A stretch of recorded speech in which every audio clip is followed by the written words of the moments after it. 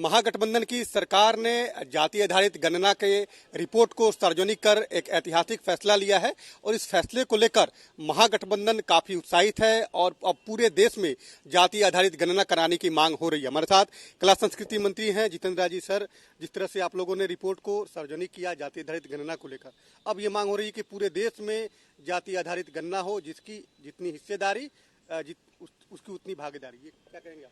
देखिए, सबसे पहले तो हम लोग अपने नेता लालू प्रसाद जी, माननीय मुख्यमंत्री जी, माननीय उप मुख्यमंत्री जी को बधाई देंगे कि बिहार में जाति जनगणना हुआ और आज लोगों के बीच में है। और निश्चित रूप से अगर सरकार हर पेड़ का गिनती कराता है, जानवर का गिनती कराता है, तो हमारे देश में जो लोग हैं, किसकी संख्या कितनी है, उसका गणना हुआ तो लोगों में एक अलग से जानकारी प्राप्त हुई और आने वाले दिन में लोगों का जो हक है उस पर काम होगा।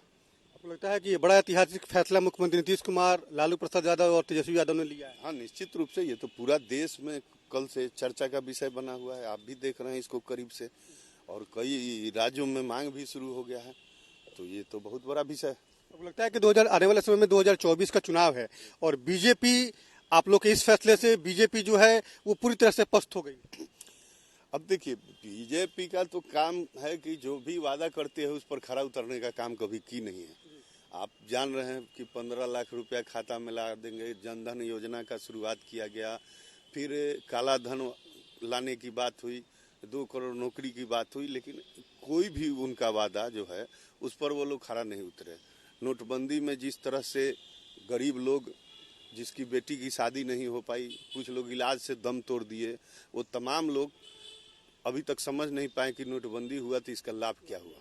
क्योंकि एक भ्रम की स्थिति उस समय भारतीय जनता पार्टी के कार्यकर्ताओं के द्वारा फैलाया गया था कि सब अमीर लोगों का इलाज होगा, इसका गरीब को लाभ मिलेगा, लेकिन धरातल पर तो अभी तक कुछ दिखा नहीं।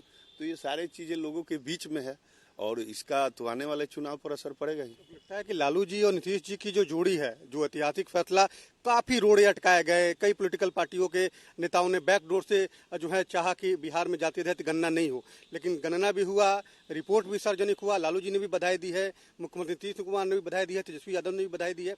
अब लगता है कि अब जो है 24 और 25 दोनों में जो है आप लोग को विशेष फायदा। देखिए, ये तो आप जान ही रहे हैं कि 15 में जब महागठबंधन बना तो बिहार में परिणाम क्या आया था, तो उससे बड़ा और बेहतर परिणाम, चूंकि इस बार तो गठबंधन उससे भी बड़ा है, तो परिणाम जो होगा वो भी उससे बड़ा होगा।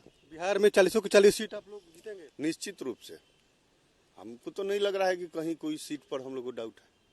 बिल्कुल, कला संस्कृति मंत्री हैं जितेंद्र राय जी, और जाति आधारित गणना का जो रिपोर्ट प्रकाशित हुआ है उसको लेकर ये भी उत्साहित हैं। लगातार ये दावा भी कर रहे हैं कि इसका सामाजिक और राजनीतिक दोनों फायदा जो है वो महागठबंधन की सरकार को मिलेगा और 24 और 25 की जो लड़ाई है वो आसानी से हम लोग जीत जाएंगे। कैमरामैन श्याम के साथ उनीश कुमार, कशिश न्यूज, पटना।